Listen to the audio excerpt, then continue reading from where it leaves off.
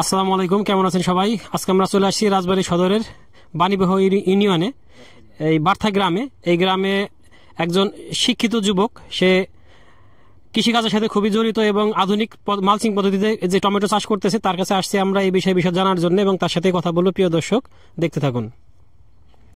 প্রিয় দর্শক, আমি এখন কথা বলবো এই ভাইয়ের সাথে। ভাই, আমাদেরকে বলেন, আপনি এই যে প্রজেক্টটা করলেন এই মালচিং এর, এইটা কোথা থেকে জানলেন বা কি বৃত্তান্ত? প্রথমে আমি তো একটা চাকরি করতাম কক্সবাজারে। তো চাকরি করা অবস্থায় আমি ইউটিউবে কৃষির অনেক ভিডিও দেখতাম। জি। তাই এই বগুড়াতে একটা প্রতিষ্ঠান আছে এগ্রো ওয়ান, ওদের ভিডিওগুলো রেগুলার দেখতাম। তো এটা দেখার পরে আমার কৃষির প্রতি আরো বেশি আগ্রহ জন্ম নিল।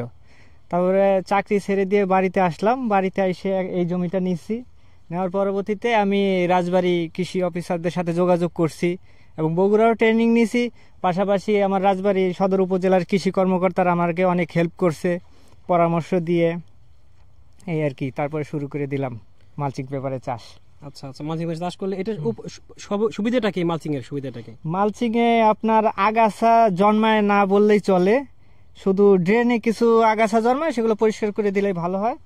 আর যেহেতু মালচিং এ অ্যালুমিনিয়ামের প্রলেপ দেওয়া আছে উপরে, সেই কারণে সূর্যের ক্ষতিকর বেগুনি রশ্মিগুলো গাছের ক্ষতি করতে পারে না। আবার সরাসরি সূর্যের আলোটা এই মালচিং এ পড়ার কারণে গাছের পাতার নিচেও আলোটা বিকিরণ হয়ে আলোটা পড়ে। এই কারণে পোকা ওইখানেও থাকতে পারে না, উপরে যখন আলোটা পড়ে তখন উপরেও থাকতে পারে না। এর জন্য সবচেয়ে বেশি ভালো কাজ করে হলো পোকামাকড় তেমন থাকে না জমিতে। আবার আমার পানি সেচ তেমন দিতে হয় না, পানি ধরে রাখে। এই আচ্ছা, এখানে আপনি এই সার ব্যবহার করেন, আসলে কি ধরনের সার ব্যবহার করেন? আমি জমি প্রস্তুতের সময় TSP, DAP, potash, gypsum, boron এগুলো আমাদের রাজবাড়ী কৃষি কর্মকর্তাদের সার দেয়। তারপর আমার বাণীবাহ ইউনিয়নের যে বিএস আছে, উপ সহকারী কৃষি অফিসার, ওনার পরামর্শে জমির পরিমাপ করে আমি ওইভাবে সার একবারে দিয়ে দিছি। এর পরবর্তীতে বেড করে তারপরে আমি এই চারাগুলো রোপণ করে দিছি। দেওয়ার পরবর্তীতে যখন আমার ফল সেট আপ হয়েছে, ফল সেট আপ হওয়ার পরে তারপরে আমি মাঝে মাঝে 10-12 দিন পর পরে কিছু সার দিয়ে দিই, ড্রেন দিয়ে। যেমন আপনার সরিষার খোল দেই, তারপরে ডিএপি সারটা দেই, পটাশটা দেই। এই আচ্ছা, পোকা দমনের জন্য কি করেন আপনি? পোকা দমনের জন্য আমার এই যে জৈব বালাইনাশক আছে, যেমন যে ফেরোমেন ফাঁদ আছে, ওইগুলো আমার দেওয়া আছে। এই যে ইয়েলো কাঠ, তারপরে আপনার এই যে বায়ো জাতীয় যে ওষুধগুলো আছে, আমি সেগুলো করি, যেহেতু আমি অর্গানিকে বিশ্বাসী। কারণ এই ফলটা শুধু মানুষ খাবে না, আমার সন্তানও খাবে। আমি জেনে শুনে তো আমার সন্তানকে বিষ খাওয়াইতে পারি না, এই কারণে আমি অর্গানিক ভাবে সবকিছু করি আর কি। আচ্ছা, আপনি যে টমেটোটা এখানে চাষ করছেন, এই টমেটোটা কোন জাতের টমেটো করছেন? এটা হচ্ছে স্মার্ট 1217। এটার সুবিধাটা কি? এইটা আগাম খুবই ভালো এবং অতিরিক্ত তাপ এবং শীত সেটা সহনশীল, ঢলে পড়া রোগ সহনশীল। জি। আচ্ছা, এই আর হলো, আপনি যে চাষাবাদ করতেছেন, হ্যাঁ, চাষাবাদ করতে গিয়ে যদি কোনো সমস্যার সম্মুখীন হয়, সেক্ষেত্রে কৃষি কর্মকর্তারা কি আপনাকে সহযোগিতা করে পর্যাপ্ত? হ্যাঁ, ওনাদের যখনই আমি ফোন দিই তখনই ওনারা আমাকে পরামর্শ দেয় এবং ওনারা সরজমিনে আমার এখানে আসে। তারপরে আমার গাছের কন্ডিশন দেখে ওনারা যে ট্রিটমেন্ট দিতে বলে আমি সেগুলো করি। এতে আলহামদুলিল্লাহ গাছগুলো দেখেন কত সুন্দর আছে। ভাই, এই যে গাছের দেখতেছি ডাল কাটা নিচ থেকে, এই যে কাটা, বেশিরভাগ গাছের ডাল কাটা, এগুলো কেন কাটছেন? আসলে টমেটো গাছের আপনার এই যে ভি কোয়ালিটির যে দুইটা ডাল আছে, ওই ভির নিচে যতগুলো ডালপালা হয় সেগুলোকে সাকার বলে। ওগুলো এক একটা সাকার হচ্ছে একটা পরিপূর্ণ গাছের সমান খাবার খায়, কিন্তু ওরা ফল দেয় না। এজন্য ওদেরকে কাটিং করে দিতে হয় এবং বয়স্ক পাতাগুলো কেটে দিতে হয়, তাহলে আলো বাতাস চলাফেরা করে এবং রোগবালাই কম হয়। কিন্তু যদি এই পাতাগুলো আমি রেখে দেই, অনেক রোগের আক্রমণ হবে এবং ওরা শুধু শুধু খাবার খাবে, আমার উপরের ফল বড় হবে না। আর যখনই আমি পাতা কেটে দিচ্ছি তখনই এই ফলটা কিন্তু বড় হয়ে যাচ্ছে, আবার গাছও ভিড় উপরের দিক থেকে দ্রুত বৃদ্ধি পাচ্ছে এবং ফুল ফল বেশি হচ্ছে। আচ্ছা, এই কারণে গাছের আর কি টমেটোর ডালপালা এগুলো ছাঁটাই করে দিতে হয়। নিচ থেকে যদি নিয়মিত ছাঁটাই করা যায় তাহলে গাছের উপরের দিকে ফলনটা ভালো হয়, গাছটাও সতেজ থাকে। হ্যাঁ হ্যাঁ হ্যাঁ। প্রিয় দর্শক, আমি এই পর্যায়ে কথা বলবো রাজবাড়ী সদরের উপসহকারী কৃষি কর্মকর্তা মোহাম্মদ ওবায়দুল হকের সাথে। আমাদেরকে একটু বলেন যে আসলে এই যে ভাই রবিউল ভাই এত সুন্দর একটা প্রজেক্ট করলো, আমরা যতটুকু জানি যে এ বিষয়ে আপনার একটা হাত আছে বড় ধরনের, আমি এই সম্পর্কে কিছু বলেন। আসলে শুরুতে যখন তার সাথে আমার পরিচয় হলো, রবিউল মিয়ার সাথে, উনি একজন শিক্ষিত যুবক উনি ওই যে বললো আপনাদেরকে যে ইউটিউব দেখে উদ্বুদ্ধ হয়েছে, তো উনি উদ্বুদ্ধ হওয়ার পরে আমাকে ডাকছিল। ডাকার পরে প্রথমে এই জমিতে আপনারা দেখতেছেন এখন টমেটো, এর আগে এখানে এই 50 শতক জমিতে সে শশা করছে। তো শশাও সে এই মালচিং পদ্ধতিতে করছিল। সে আমার কাছে পরামর্শ চাইলো যে আমি কিভাবে আগাইতে পারি। তো যখন সে জমি প্রস্তুত করে তখন আমি আসছি এবং সে মালচিং পেপার বেছানোর পর থেকে শুরু করে একেবারে শশা বিক্রি পর্যন্ত বিভিন্ন সময় সে আমাকে ডাকছে এবং আমি তাকে যথাসাধ্য প্রয়োজনীয় যে পরামর্শ এগুলো দিচ্ছি। এরপরে দেখলাম যে সে যেহেতু একজন শিক্ষিত যুবক এবং উদ্যোক্তা হওয়ার জন্য তার খুবই ইচ্ছা, তো আমি আমাদের যে সরকারি একটা প্রকল্প আছে এসএসসিপি রেঞ্জ প্রকল্প, এই প্রকল্পে আমি ওনাকে অন্তর্ভুক্ত করি এবং ওনার যাতে আর্থসামাজিক উন্নয়ন হয়, তো সেই আলোকে আমি ওনাকে একটা টমেটোর প্রদর্শনী দেই।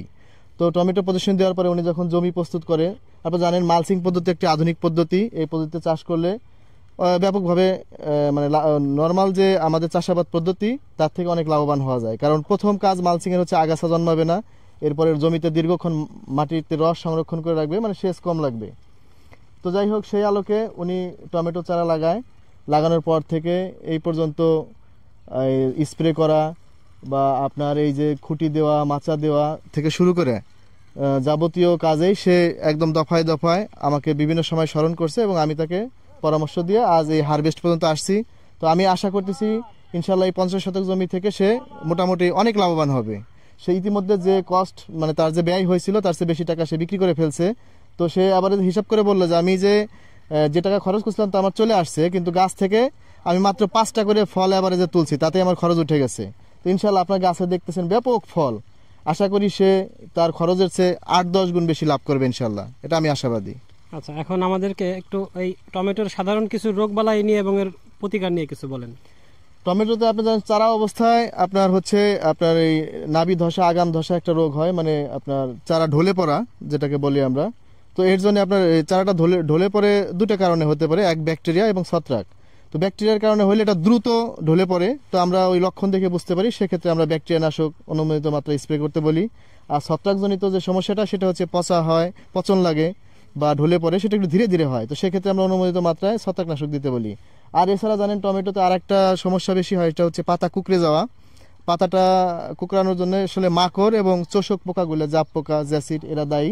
তো এক্ষেত্রে আমরা ইমিডাক্লোরোপিড গ্রুপের ওষুধ এবং অ্যাবামেকটিন যেটা মাকড়নাশক, এটা অনুমোদিত মাত্রায় এটা রুটিন মাফিক স্প্রে দিলে, পরপর 2-3 বার স্প্রে দিলে মোটামুটি এটা ঠিক রাখা যায়, কন্ট্রোলে রাখা যায়। আর আপনার এমনিতে ধরেন এছাড়া যে ফলের যে অ্যানথ্রাকনোজ বা অন্য পচন জাতীয় সমস্যা যদি দেখা দেয়, সেক্ষেত্রে আমরা কার্বনডাজিম এবং ম্যানকোজেব মেটালিক্সিল এই জাতীয় স্প্রেগুলো আমরা দিলে এর থেকে পরিত্রাণ পাওয়া যায় সহজে। ধন্যবাদ আপনাকে আমাদের সাথে সময় দেওয়ার জন্য। আমি এ পর্যায়ে কথা বলবো রবিউল ভাইয়ের সাথে। রবিউল, আমাদের একটু বলেন যে আপনার এই পর্যন্ত আপনাকে আনতে কি পরিমাণ খরচ হয়েছে? এই পর্যন্ত আমার প্রায় 43,000 টাকা খরচ হয়েছে। টোটাল 43,000 টাকা খরচ হয়েছে এই পর্যন্ত। কি পরিমাণ আপনি বিক্রি করছেন? আমার খরচের টাকা উঠে গেছে। তা এখান থেকে আপনি কয়বার আপনি ফল তুলতে পারবেন? এখনো তো মানে গাছ প্রতি আমি গড়ে 5 থেকে 6টা ফল ছিঁড়ছি মাত্র। হ্যাঁ, তাতে আপনার খরচ উঠে গেছে। হ্যাঁ। সেক্ষেত্রে আপনি একটা গাছ থেকে আনুমানিক কত কেজি ফলন পাওয়া যায়? আমার এখানে যেরকম ফল আছে এখনো 4 থেকে 5 কেজির মতো প্রায় হবে ফল আছে, আরো তো সেট আপ হচ্ছে উপরে। আচ্ছা, তার মানে এই কন্টিনিউয়াসলি চলবেই। কতগুলো গাছ আছে? গাছ আছে আমি তো 2000 প্লাস লাগাইছিলাম, তো 1600-র মতো আছে। কারণ বৃষ্টি বাদলে আমার বেশ কিছু গাছ সমস্যা হয়েছে, কারণ যখন রোপণ করছি তখন বেশ কিছুদিন বৃষ্টি হয়েছিল, তাই 1600 প্লাস গাছ আছে এখনো। প্রিয় দর্শক, একটা জিনিস দেখেন যে সে মাত্র 5 থেকে 6টা ফল ছিঁড়ছে গাছ থেকে, তাতে তার যে পরিমাণ ইনভেস্ট ছিল সেই ইনভেস্ট কিন্তু উঠে গেছে। এবং এই কৃষি কর্মকর্তা ভাইও বললেন একই কথা। আমরা আসলে এই জন্য আপনাদেরকে বলি যে মালচিং একটা আধুনিক পদ্ধতি, এবং এই আধুনিক পদ্ধতিতে যদি আপনারা চাষাবাদ করেন তাহলে অবশ্যই আপনারা অনেক বেশি লাভবান হবেন। কারণ এখন সেই আগের দিনে মানবতার আমলের যে কৃষি, সেই কৃষি আমাদের দেশে নাই। এখন কৃষি অনেক উপরে গেছে এবং সরকারি পর্যায়েও উপসরকারি কৃষি কর্মকর্তারা মাঠ পর্যায়ে এরা প্রচুর তদারকি করেন এবং তাদের কাছ থেকে সহযোগিতা পাবেন, এবং রাজবাড়ী সদরে যারা আছেন তারাও এর কাছ থেকে সহযোগিতা পাবেন। ধন্যবাদ সবাইকে। আল্লাহ হাফেজ।